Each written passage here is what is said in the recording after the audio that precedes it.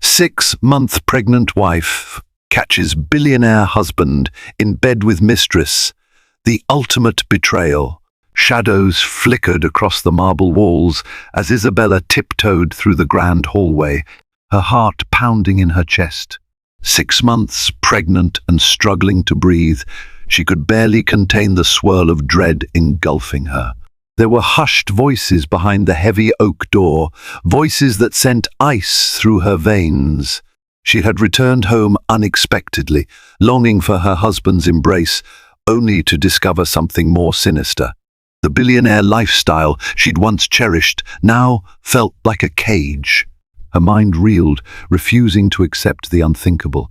She reached shakily for the doorknob, bracing herself for a nightmare come alive.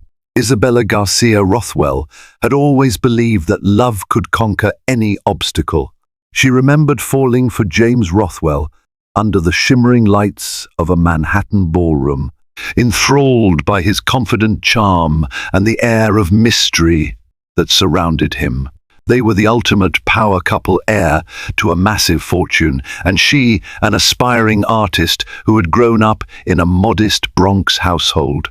Their worlds collided in a storm of passion when James, in a moment of rebellious defiance against his family's rigid expectations, rescued Isabella from an awkward situation at a charity event. That night, Isabella had been a bundle of nerves, still unfamiliar with the etiquette demanded by high society gatherings. She had worn a borrowed gown that was a size too big and clutched a glass of sparkling water as though it were her lifeline. A tipsy socialite nearly toppled into her, but James stepped in, gracefully guiding Isabella away from the fiasco.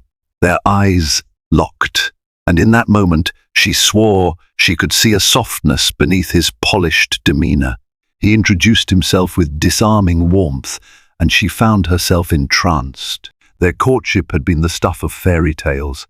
James whisked her away to exclusive restaurants in New York City like the Polo Bar or Le Bernardine, where she would marvel at the opulence, still in awe that a humble girl from the Bronx could inhabit these rarefied spaces.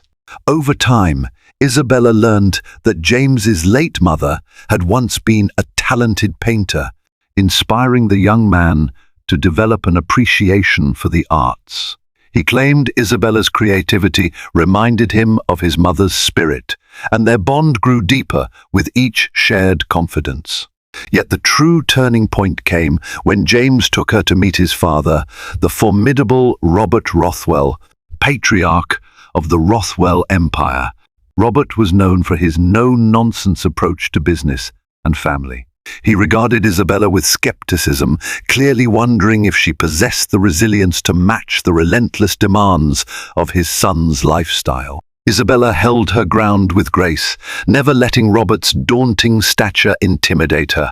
That encounter ended with Robert sending her a polite but chilly farewell, though he admitted he saw some promise in her. In time, James proposed in the midst of a romantic getaway to Lake Como.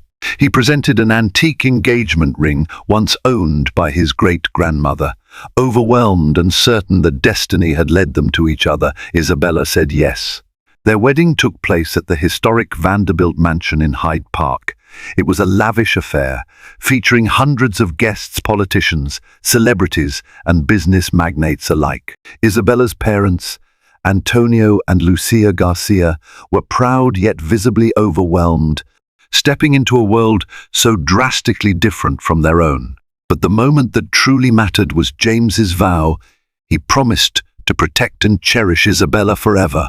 In those blissful early months of marriage, Isabella felt like she was living in a dream. Their penthouse overlooked Central Park, a place she grew to love for peaceful morning walks. She continued painting, with James purchasing a small gallery in the Upper East Side to showcase her work. Although her paintings sold sporadically, James insisted that her passion deserved a platform. Life was a whirlwind of extravagant galas, charity committees, art auctions, and lavish trips abroad. Isabella tried her best to stay grounded, remembering the home-cooked meals and laughter-filled evenings with her close-knit family in the Bronx. It was during this phase of marital bliss that Isabella reconnected with an old friend, Monica Caldwell. Monica had been Isabella's confidant during their high school years, someone who pulled her aside whenever bullies targeted her shabby shoes or outdated jeans. After graduation, Monica's life took her across the country to Los Angeles, where she pursued a career in event management. They had kept in touch sporadically, but technology turned out to be no substitute for real-life closeness. When Monica moved back to New York, Isabella welcomed her with open arms, eager to fold her best friend into her new circle. Monica was ambitious, fun-loving, and unapologetically bold. She quickly adapted to the glitzy circles Isabella inhabited. She accompanied Isabella to fashion shows, mingling with designers like Michael Kors and Diane von Furstenberg. She even managed to charm Robert Rothwell, who rarely gave anyone outside the family so much as a second glance. Everyone seemed to adore Monica, her quick wit, her striking style, her magnetic personality that drew people in. Perhaps it was that same adventurous spirit that later spelled trouble. After Isabella became pregnant, life should have been perfect. She and James shared emotional mornings over prenatal vitamins, argued playfully over baby names he liked more traditional ones like Victoria or Alexander, while she preferred unique names inspired by her favorite painters. He pampered her in every way possible, from foot massages to surprising her with a custom-built crib featuring intricate carvings of flowers. She thought, in those first few months of pregnancy, that she had never been happier. Yet the first hint of trouble didn't come from James or from Monica, but from a shift in her own emotions. Isabella couldn't quite pinpoint when she started feeling uneasy. Perhaps it was that night in early April when James, after a late phone call, left their bed, claiming he had urgent business matters to handle, or the time he cancelled a prenatal appointment at the last minute, apologizing with a cursory text. At 6 months pregnant, Isabella was more sensitive than ever, her instincts sharper. Something was off. Still, she tried to brush aside these suspicions. She reminded herself that James was the head of a sprawling business empire that required constant travel, negotiations, and unpredictable hours. He might be working late to finalize a deal involving the expansion of Rothwell Corporation's holdings in Europe. She tried not to be the clingy wife who didn't understand the burdens of a billionaire's responsibilities. However, a nagging voice in her head refused to quiet down. Monica noticed Isabella's growing apprehension. Late one night, after a fancy dinner fundraiser for a children's hospital, Monica pulled Isabella aside. "Is everything okay?" she asked, eyes full of concern. Isabella tried to laugh it off. "Probably just hormones," she said, hugging her belly. But as Monica embraced her in a comforting hug, Isabella's eyes flickered over Monica's shoulder and landed on James across the room, his face drawn, his posture tense, while he texted someone. He appeared anxious, and when he caught Isabella looking, he forced a quick smile before slipping the phone back into his pocket. Monica stayed over that night in their guest suite. Isabella had grown to appreciate having Monica around, especially whenever James was away on business. They would watch late-night comedy shows, binge on ice cream, and look through baby catalogs. Monica always managed to brighten up the penthouse with her presence. Yet, ironically, the more time Monica spent at the penthouse, the more Isabella felt something intangible drifting between them all. As Isabella's baby bump grew, so did the tension. James grew more distant, missing important pregnancy milestones. Instead, it was Monica who offered to accompany Isabella to a prenatal yoga class. Monica who helped her pick out paint colors for the nursery. Monica who rubbed Isabella's aching feet and assured her that she was glowing. If anything, Isabella was grateful that at least someone close to her was present during these critical months. She convinced herself that James's absences were merely a product of a stressful business environment. One morning, Isabella found a half-finished cup of coffee in the study, a brand she never drank. James preferred black coffee, no sugar, while Isabella stuck to herbal tea during her pregnancy. She chalked it up to an absent-minded slip. Another evening, an unfamiliar fragrance lingered in the air, sweet and floral, not her usual perfume. She blamed her oversensitive nose. But then came the receipts. Actual physical receipts James carelessly left in his jacket pockets, detailing pricey dinners for two at exclusive restaurants she had never frequented with him. Flowers billed to his personal credit card, delivered to an address in Midtown, a hotel suite booking at the Mark, under a pseudonym, each piece of evidence hammered at her heart. Yet she hesitated to confront him. How could she fling accusations when she was pregnant and terrified of inciting a storm? Monica advised Isabella to talk it out with James. Communication is key, she told her one afternoon over lunch, but something in Monica's gaze felt fleetingly guarded, as if holding back an opinion. Isabella dismissed it. After all, Monica would never betray her. They'd known each other far too long, and maybe Monica was correct. Maybe she should just ask James directly. So Isabella mustered the courage to approach him. She waited until after dinner, letting him unwind, then gently broached the subject of the receipts.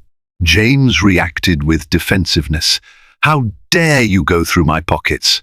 he snapped, though his voice softened when he saw the tears welling in Isabella's eyes. He pulled her into his arms, apologizing for being short-tempered. He spun a carefully crafted story. The dinners were with high-profile investors, and he used a pseudonym at the Mark because some deals required discretion. The flowers, he claimed, were for an investor's wife who had helped him negotiate a major contract. "Trust me, Bella," he murmured, using her nickname. "I would never hurt you." Desperate to believe him, Isabella nodded and let him hold her. She needed to cling to that illusion of stability. Days turned into weeks, and tensions receded briefly. But just beneath the surface, Isabella's heartbreak simmered, fueled by the suspicion that James was lying. After all, she had noticed him receiving calls at odd hours, stepping onto the balcony to speak in hushed tones. When she asked if he was traveling soon, he dodged the question, saying only that big business decisions loomed on the horizon. The situation reached a fever pitch one evening when Isabella fell ill.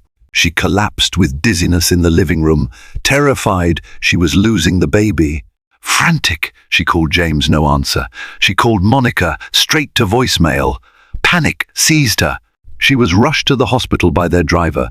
Only at 2 a.m. did James show up, disheveled and apologetic. He claimed he had lost his phone at a private function, and by the time he realized, he was hours away from Manhattan. The doctor recommended bed rest for a few days, suspecting that stress and fatigue were overwhelming Isabella's body. Concerned for her health, James took a day off from his hectic schedule to stay by her bedside. He kissed her forehead, brought her flowers, and made heartfelt promises that he would be more attentive. Isabella wanted to believe him.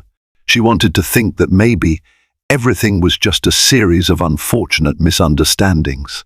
However, the day she caught James in bed with Monica would shatter every fragile hope she had clung to. That dreadful day began like any other, except Isabella decided to leave her doctor's appointment earlier than planned. She had finished her checkup quickly and thought she would surprise James with lunch at home. Perhaps it was an attempt to reconnect, to find some intimacy lost in the swirl of suspicion. As the driver dropped her off, Isabella felt a jolt of excitement. She stepped into the elevator, humming softly, her hand resting protectively on her pregnant belly. Yet as soon as she entered the penthouse, an unsettling quiet greeted her. James's security detail was nowhere to be seen, which was unusual. The staff had apparently been sent away. From the corridor, she heard muffled voices and something that sounded like laughter. She followed the noise, each step making her heart pound wildly. Her gut twisted with dread that she was about to uncover something she could never forget. When she opened the bedroom door, the sight she beheld defied every nightmare. James lay entangled in the sheets, his bare chest pressed against Monica's equally unclothed body. Their expressions, caught in the throes of passion, froze as they noticed her standing in the doorway, face contorted in sheer horror. The world seemed to slow, as though time had collapsed into a singular moment of raw betrayal. Isabella's breath caught in her throat. She couldn't scream, couldn't cry, couldn't breathe. She simply stared, tears burning at the corners of her eyes, her mind reeling with disbelief. Monica was the first to scramble upright, clutching a sheet to her chest.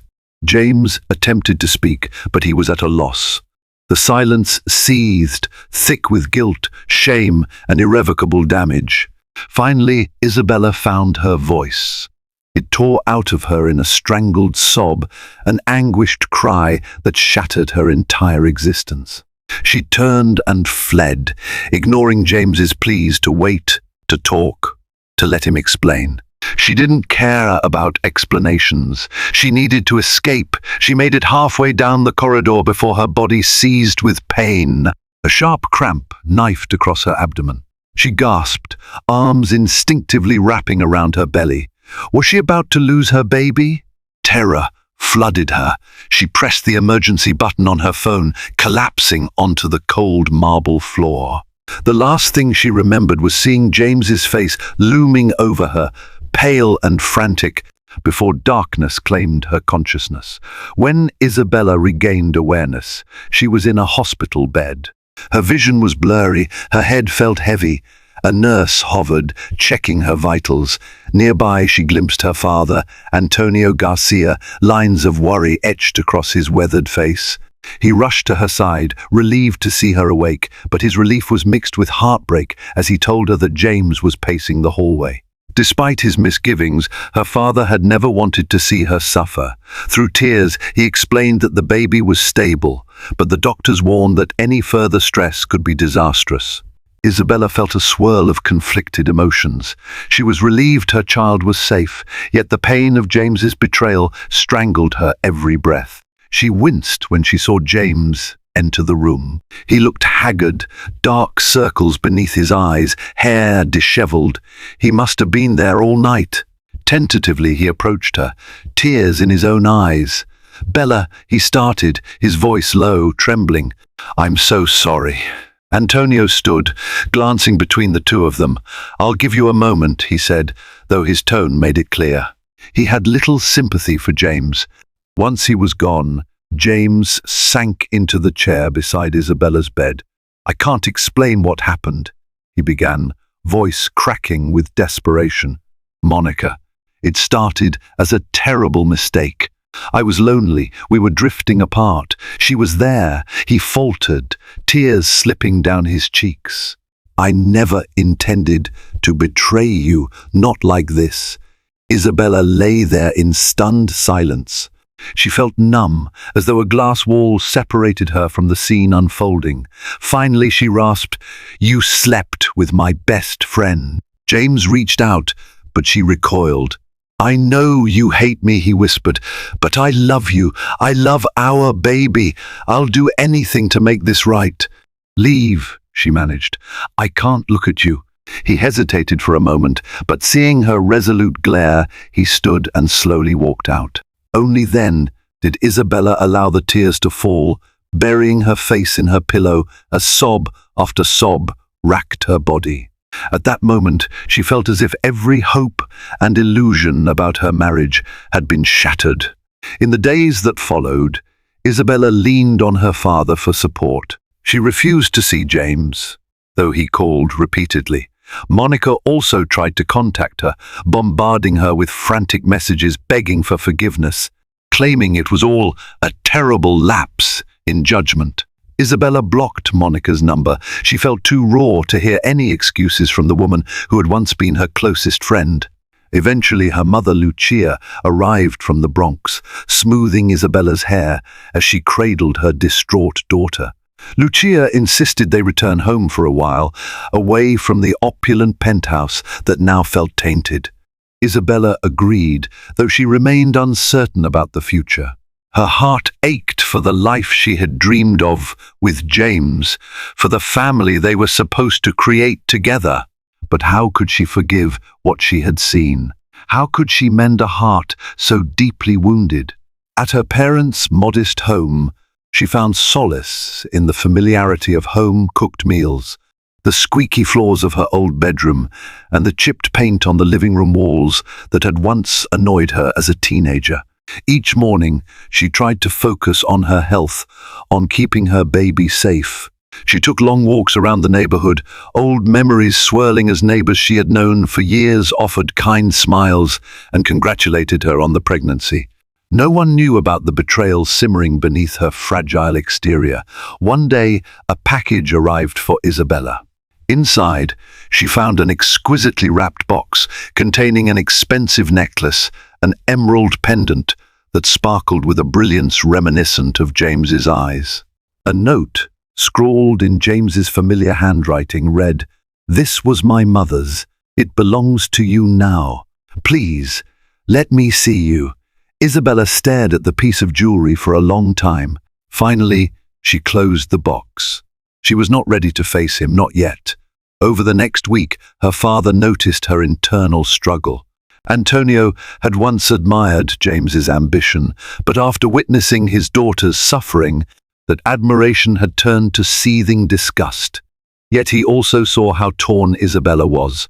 She was about to give birth in 3 months, and whether she liked it or not, James would always be the baby's father.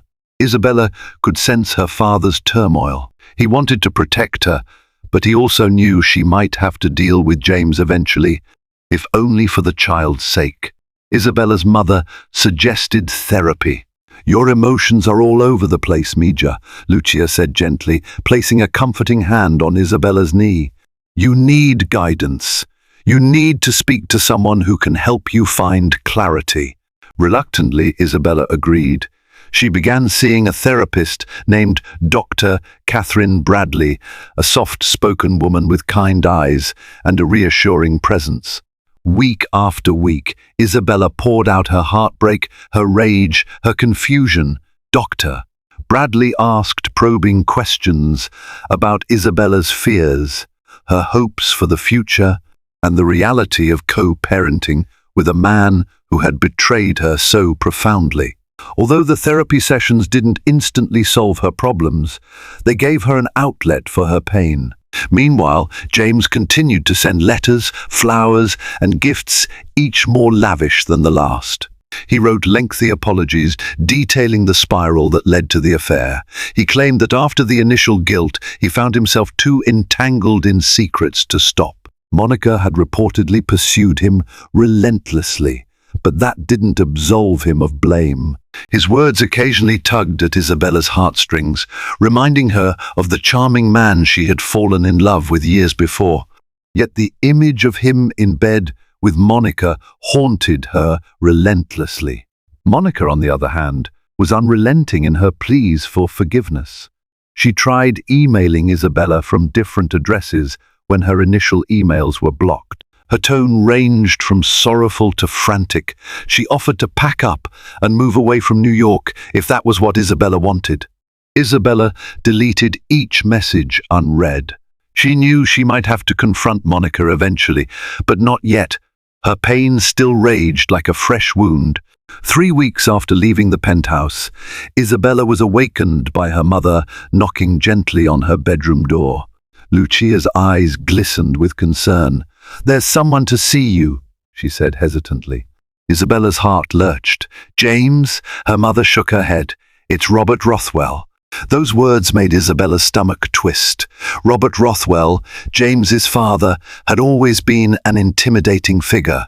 What could he possibly want with her now? Steeling herself, Isabella walked into the living room where the older man stood. He cut an imposing figure in a tailored suit, his silver hair neatly combed, his posture straight as a board. Yet there was an uncharacteristic softness to his gaze. "Isabella," Robert began, voice low. "I'm sorry for showing up unannounced, but I came to see how you're doing." She eyed him warily. "I've been better." She instinctively placed her hand on her baby bump.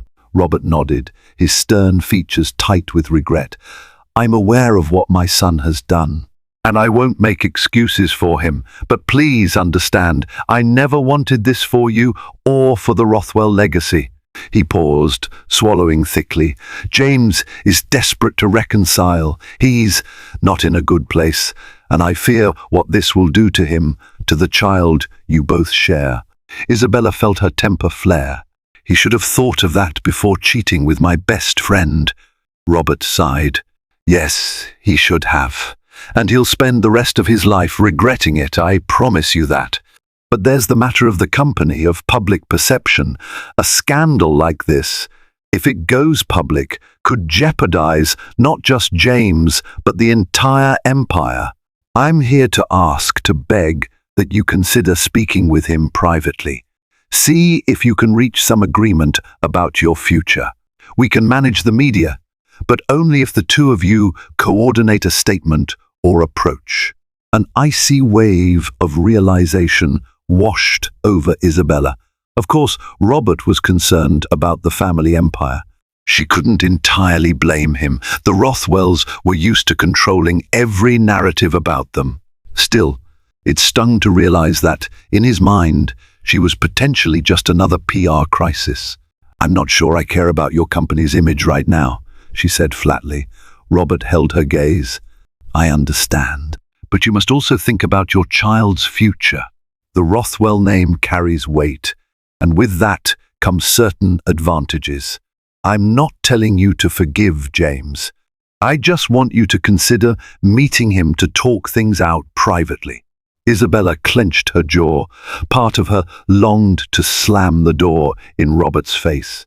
Another part recognized that, at some stage, she would have to decide how to co-parent with James. She couldn't just hide indefinitely in the Bronx, nursing her shattered heart. With a resigned sigh, she said, "I'll think about it, but I'm not promising anything." Relief flooded Robert's features. "That's all I ask." He gave a brief nod, turned, and exited the house with the same dignified stride he'd arrived with. Once he was gone, Isabella collapsed onto the couch, emotionally drained. She felt her baby move inside her, a gentle flutter reminding her that she was not alone. She whispered an apology to her unborn child for all the turmoil, tears gathering in her eyes again. A few days passed before Isabella mustered the courage to text James. She said she was willing to meet at a neutral location. "Immediately," James replied, suggesting they talk at a small cafe near the cloisters, a place they had once loved for quiet afternoons away from the city's clamor. On the appointed day, Isabella arrived wearing a loose-fitting dress that draped over her rounded belly. She spotted James sitting at an outdoor table, a baseball cap pulled low over his face, perhaps to shield himself from recognition. As she approached, he rose, and despite her resolve to remain composed, she felt a flicker of pity. He looked thinner, cheeks hollow, eyes rimmed with exhaustion. The guilt and heartbreak etched into his face spoke volumes. For a moment, neither spoke. Finally, James gestured for her to sit. She lowered herself into a chair, mindful of her belly. He tried to help, but she waved him off. He cleared his throat. "Thank you for agreeing to see me." She nodded curtly. "Say what you need to say." James swallowed hard, hands trembling around his cup of coffee. "I don't know where to start. I messed up. It was the worst mistake of my life, and I can't take it back. I never wanted to hurt you." He exhaled sharply. "Monica came onto me one night when I was stressed. I'd been upset about our arguments, about business. She was there to listen, and it escalated into something it should never have become." He paused, a tear sliding down his cheek. "I should have stopped, but I didn't, and I have no excuse." Silence. Isabella's eyes burned with unshed tears, but she refused to cry. She wanted to remain strong. "Is it over?" she asked quietly. "Whatever was going on with Monica, is it done?" "Yes," he said fiercely. "I cut her off completely the moment you found out." He blinked rapidly, as though trying to hold himself together. "All I want is to be there for you and our baby. I understand if you can't forgive me, but please, let me be a father." Isabella stared at the table. She placed a protective hand on her belly. Her thoughts swirled. The pain, the love, the memories, the betrayal. "We need boundaries," she finally whispered. "I can't pretend everything is okay." James nodded, desperation lacing his features. "I'll do whatever it takes. I'll move out of the penthouse if you want. We can find a separate space for you, or you can stay with your parents as long as you need. I just want to support you financially, emotionally, whatever you'll allow." She took a shaky breath. "I don't know if I'll ever trust you again." His face contorted with grief. "I understand." They talked for over an hour, discussing the baby's health, potential co-parenting plans, and the logistics of keeping the media at bay. Isabella insisted that her primary concern was safeguarding their child from public scrutiny. James agreed to keep everything discreet. She also told him about her therapy sessions, and he volunteered to attend counseling with her if she ever felt ready. She only promised to think about it. When their conversation ended, she stood, feeling more exhausted than she had anticipated. James reached for her hand. Instinctively she pulled away, and he withdrew, wounded. She walked away without a backward glance, tears finally spilling the moment she turned the corner. Weeks blended into a haze of uncertainty. The baby kicked more often now, an insistent reminder that life kept moving forward. Isabella clung to that, focusing on her upcoming due date. She drafted a birth plan with her doctors, choosing the hospital where she would deliver. James, true to his word, stayed away unless summoned. He sent monthly deposits into a new bank account for any expenses Isabella might incur, and had one of the family's lawyers quietly handle property arrangements so that Isabella could live wherever she pleased, without financial worry. Yet at night, Isabella's thoughts spun in chaotic loops. She hated how complicated everything had become, how the once simple love she'd cherished turned into a labyrinth of pain and mistrust. Sometimes she wondered if she had made a mistake marrying into the Rothwell family. Other times she gazed at her belly and remembered the gentle moments with James, how carefully he had kissed her forehead when she first told him she was pregnant. Love and sorrow clashed relentlessly in her mind. One afternoon, Monica showed up uninvited at Isabella's parents' doorstep. Lucia answered the door, her protective glare enough to send a pit of dread into Monica's stomach. Monica pleaded in a whisper, "Please, let me talk to her." Lucia stood firm, crossing her arms. "You've hurt my daughter enough. Stay away." She slammed the door. Isabella, who had overheard from down the hallway, felt a swell of gratitude for her mother's unwavering shield. But she also felt a stabbing pang once upon a time. Monica's presence would have lit up her day. The betrayal weighed heavily, like a cold hand gripping her heart. By the 8th month of pregnancy, Isabella found herself increasingly tired, her feet swollen, her emotions more volatile. The therapist guided her gently toward making a decision about the birth process, whether she wanted James in the delivery room or not. It was a question that haunted Isabella. She couldn't imagine enduring labor without someone to lean on, but after everything that had transpired, could she handle having James by her side? Seeing his face in such a vulnerable moment, she resolved to talk to James again. They met at the gallery he had once purchased for her. It was closed to the public for renovations, and the half-finished walls provided a sense of privacy. Standing amidst her earlier works paintings she had created during happier times, Isabella felt raw nostalgia envelop her.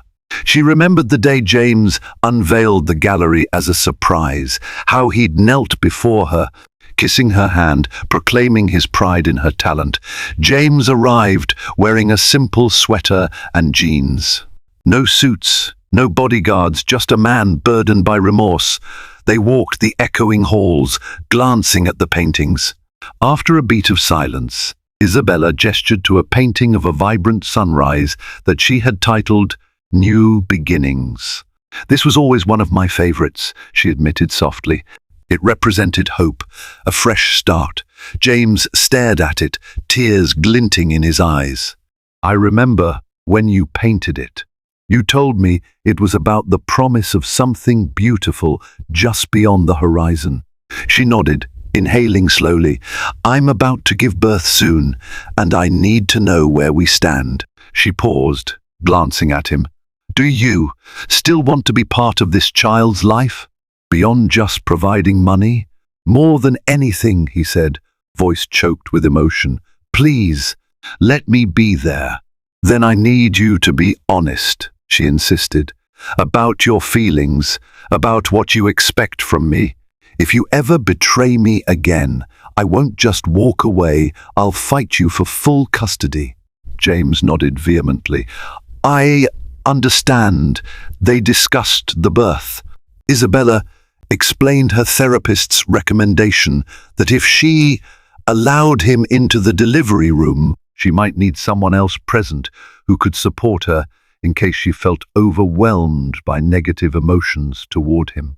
James accepted the idea of a doula, or even one of her family members, joining them.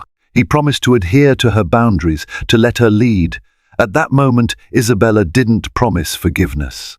She simply allowed him a chance to be a father, realizing that no matter how battered their love was, they were forever tied by the life growing inside her. For a fleeting moment, standing together in the gallery, they both gazed at new beginnings, silently wondering if there could ever truly be one for them. The night before Isabella's due date arrived, she found herself restless at her parents' home.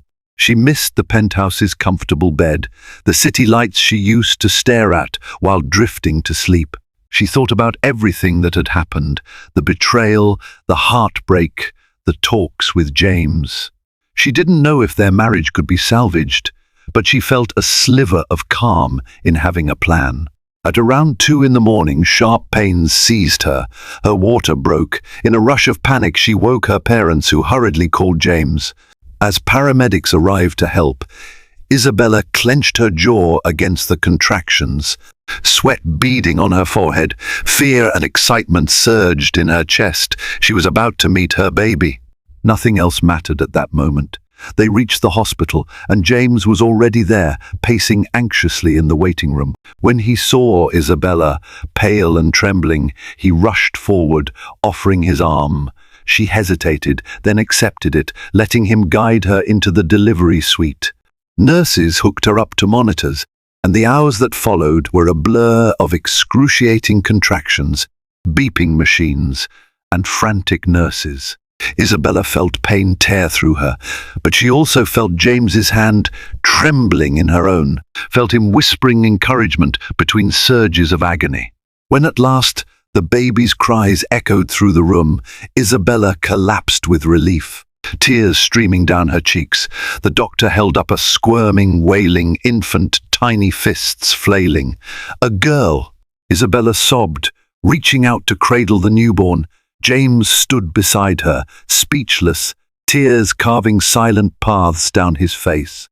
In that moment, Isabella's heart swelled with both indescribable love and indescribable sorrow.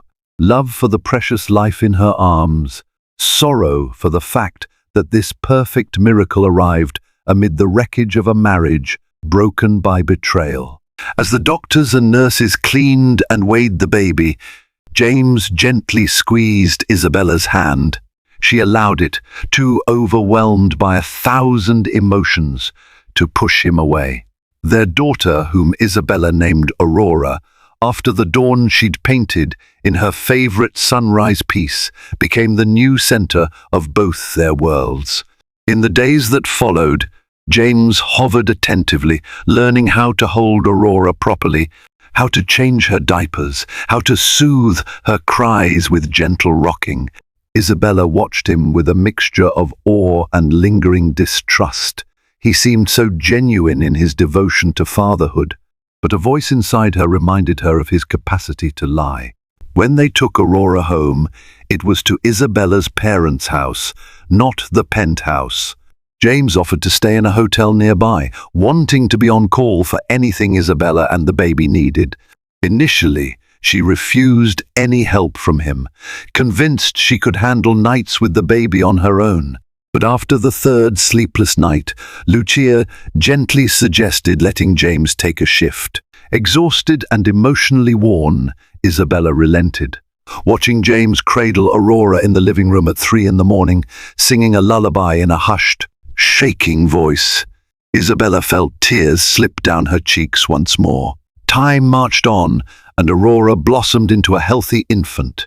Each milestone, her first coo, her first smile, brought cautious joy to Isabella. Meanwhile, James was unwavering in his dedication, showing up daily to spend time with Aurora.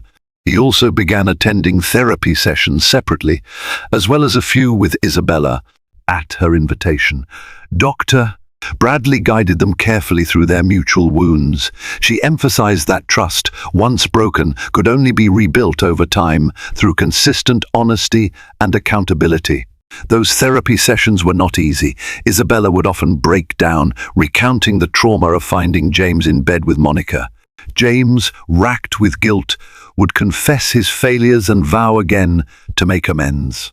Isabella learned that some part of her still loved him, or at least the man she used to know. Yet she was terrified of letting down her guard, of feeling that knife of betrayal again. Eventually, Isabella agreed to visit the penthouse, to see if she could handle stepping inside what was once her marital home. James had cleared out any reminder of Monica, the clothes she'd left behind, the perfume she'd kept in the guest bathroom. He even rearranged the bedroom furniture, trying to give it a fresh feel. As Isabella walked through the rooms, memories assaulted her, the times she and James danced in the living room to no music, the times he carried her to bed when she was too tired to climb the stairs, the corner of the kitchen where they argued about how to properly marinate chicken. Echoes of a happier past mingled with the spectre of betrayal. She stopped at the threshold of the bedroom, heart hammering. James set a hand gently on her shoulder. "We can go," he whispered. "You don't have to do this today," she nodded, tears gathering at the corners of her eyes. "Maybe another time." They left, and Isabella exhaled in the elevator as though relieved to escape.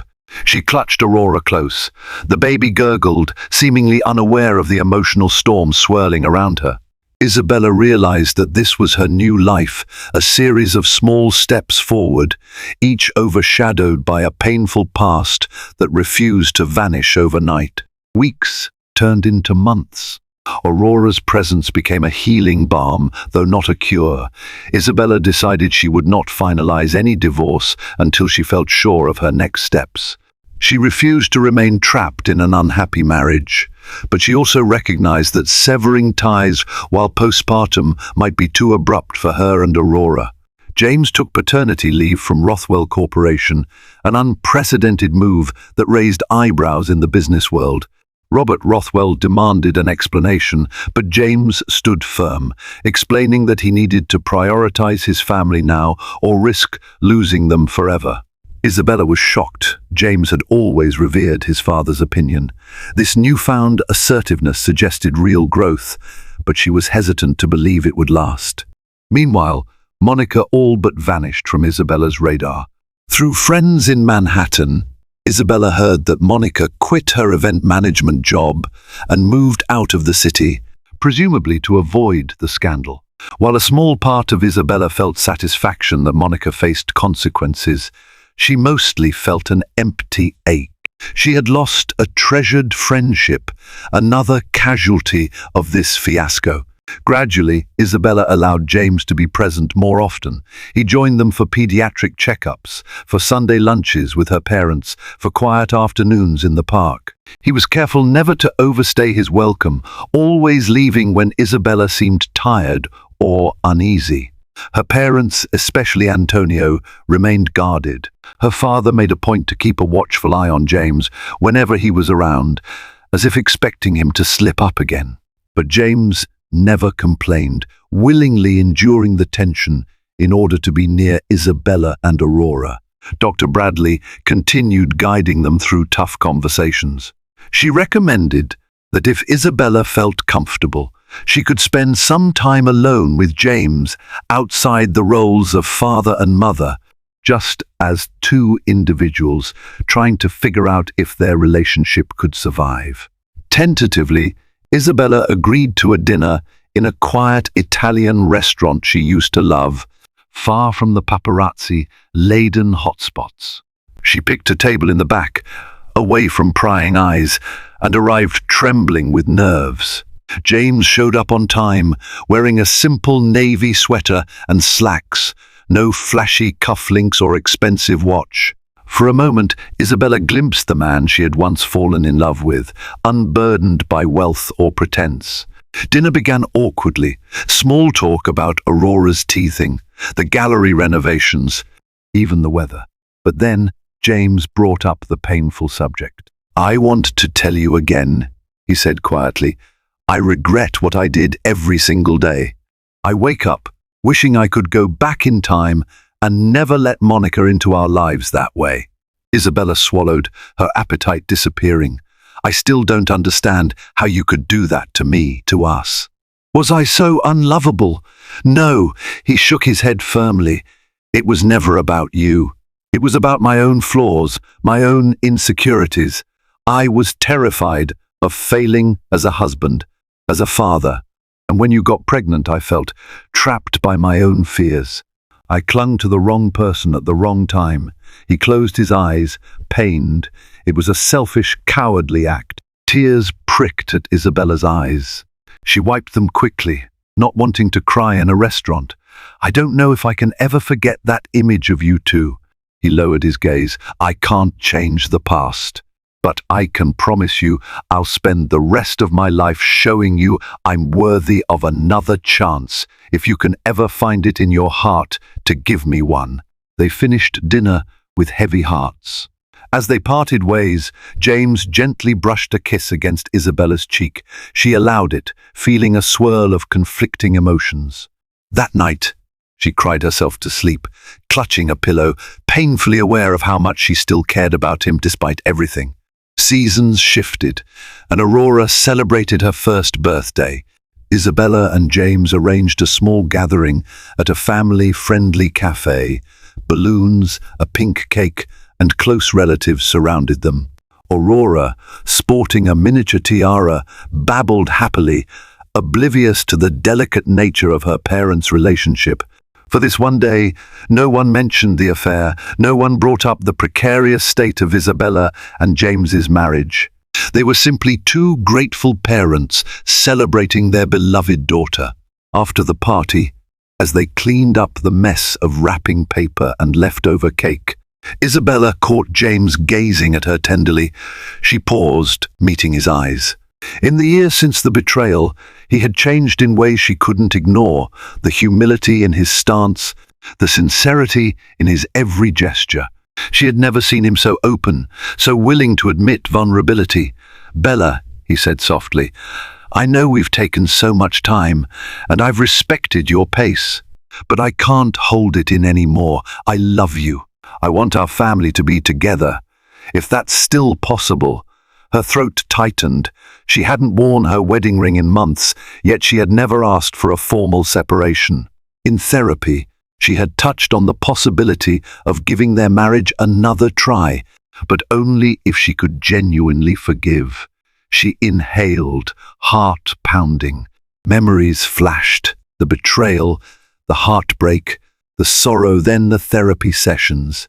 The quiet support, the fatherly love James had shown Aurora, his unwavering dedication. "I don't know if I can trust you completely yet," she answered, "but I do know I still love you." A fragile hope lit up his face. "That's enough," he whispered. "That's all I need to keep trying."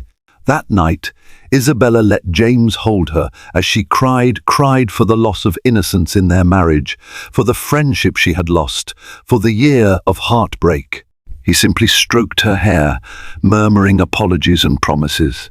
They didn't make love, but they did fall asleep in each other's arms, a tentative step toward healing. Recovery is never a straight line. Over the next few months, there were setbacks. Isabella would sometimes stumble upon a photo of Monica and James in her phone's gallery, or catch a whiff of perfume that triggered painful memories. She found herself snapping at James without warning, questioning his whereabouts at any slight delay. James, for his part, struggled with shame, sometimes wondering if he deserved to rebuild a life with Isabella and Aurora. But they persevered. Therapy became a cornerstone. Dr. Bradley guided them through couples exercises, helping them communicate honestly about fears and insecurities. Isabella learned to voice her anxieties, while James practiced radical transparency, sharing his schedule, texting her updates, introducing her to colleagues she didn't know, all in an effort to show he had nothing to hide. They also began re-exploring intimacy. It was awkward at first. Every kiss, every touch might spark a memory of betrayal. But slowly, the warmth returned. Isabella couldn't deny the chemistry that had initially drawn them together, and James approached her with gentle patience, never pushing her beyond her comfort zone. Eventually, Isabella proposed moving into a new home. The penthouse carried too many ghosts. James agreed immediately, selling it and purchasing a townhouse near Central Park, somewhere they could build fresh memories. They chose paint colors together. Isabella suggested soft lavender for the master bedroom, a symbol of tranquility. James set up a studio for her artwork on the top floor, where sunshine flooded in through skylights. Aurora's giggles filled the new space, her laughter echoing off freshly painted walls. Watching her toddle from room to room, babbling happily, Isabella felt a pang of gratitude. For the first time since discovering the affair, she allowed herself to imagine a future where they might be a family healed, stronger, bound by both love and the trials they had overcome. One evening, after Aurora had been put to bed, Isabella and James sat on their new living room couch, sharing a bottle of sparkling water. She leaned her head on his shoulder, and he rested his cheek against her hair. The hum of city traffic murmured outside, but within the walls of their home, they felt cocooned in a fragile peace. Quietly, James slipped a small jewelry box into Isabella's hand. "I kept this for you," he whispered. Inside lay his mother's emerald pendant, the same one he had gifted her before. She had never worn it. "It's yours if you still want it, or you can give it back and I'll understand." She swallowed back tears. This necklace symbolized both the wealth of the Rothwells and his mother's legacy. She lifted it out of the box, the emerald shimmering under the warm light. Slowly, she clasped it around her neck, meeting James's gaze.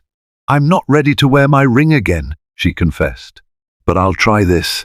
His eyes shone with gratitude. He placed a gentle kiss on the pendant, then on her lips, pulling her into a tender embrace. In that moment, Isabella felt the weight of the betrayal still lingering, but also the powerful pull of hope. They had come so far and had so far yet to go. Time passed. Healing continued at its own pace. There were moments Isabella thought about Monica, about how easily a friend could become a nemesis. She still felt pangs of anger, but she no longer let them consume her. The therapy sessions helped her realize that holding on to resentment only gave more power to the past. Letting go didn't mean forgetting it, meant choosing to focus on the present and future she wanted to build. Aurora grew rapidly, delighting them with her first words, her playful curiosity. Isabella returned to her painting, channeling her experiences into a new series she titled Fractured Reflections. Each piece portrayed shards of color and light, signifying something beautiful emerging from brokenness. At James's encouragement, she agreed to host a small exhibition in the gallery he had once bought for her, deciding the time was right to share her story through art. On opening night, Isabella stood at the center of the gallery, fielding congratulations from patrons and critics impressed by her emotive style. James stood by her side, pride radiating from him.